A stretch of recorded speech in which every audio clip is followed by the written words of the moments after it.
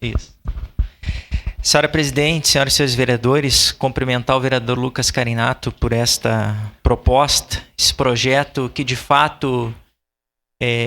faz com que nós,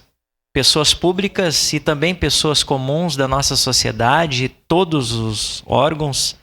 possam de fato discutir esse tema que tem cada vez crescido, o transtorno do espectro autista na nossa sociedade. E é importante, vereador Lucas,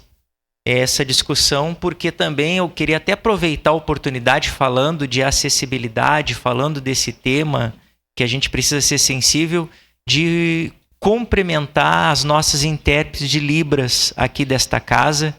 a qual tem feito um trabalho de excelência, demonstrando ao nosso público dos surdos a importância que tem as informações. E até queria falar aqui do que ontem o nosso presidente da Comissão de Acessibilidade, vereador Seu Camilles, a gente estava fazendo uma discussão, um debate, de propor aos nobres pares da gente, de repente, juntos assinar um documento,